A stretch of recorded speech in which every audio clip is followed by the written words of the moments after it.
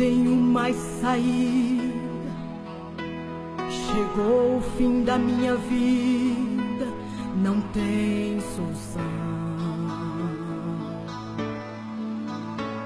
Perdi todos os meus amigos, estou me sentindo sozinho na escuridão.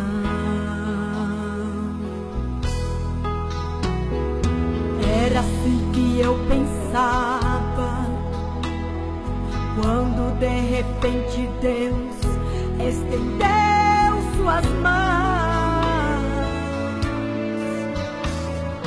e me disse: vem, meu filho, eu sou teu pai, teu amigo, deixa tudo em minhas mãos, eu vou te dar vitória.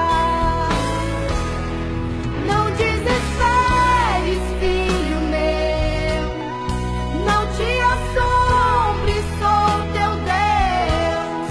Se não puderes caminhar, eu te carrego no colo. Se a luta vem, não chores, não, hoje peleja um batalhão.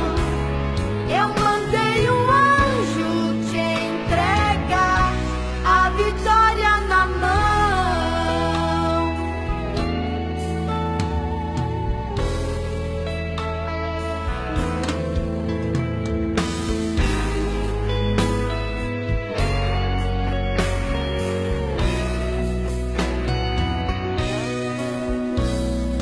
Eu me via derrotado quando de repente Deus estendeu suas mãos sobre a minha vida e me disse: vem, meu filho, sou teu pai, teu amigo, deixa tudo em minhas mãos, eu vou te dar vitória. Não desesperes, filho meu, não te assombres, sou teu Deus.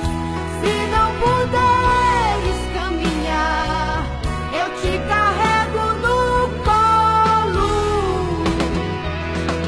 Se a luta vem, não chores, não, por ti peleja um batalhão. Eu mandei um anjo te entregar a vitória na mão. Estou falando com pessoas que estão nessa janela, nesse presídio no hospital, se sentindo como se fosse nada. Deixa eu te falar, a mão de Deus pode te alcançar. Não existe lugar mais obscuro que a luz da cruz de Cristo não possa te alcançar.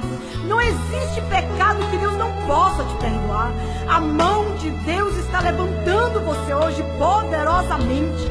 A mão de Deus está levantando famílias, resgatando aquilo que foi perdido. Sinto o Espírito Santo de Deus com uma brisa suave falando assim pra você: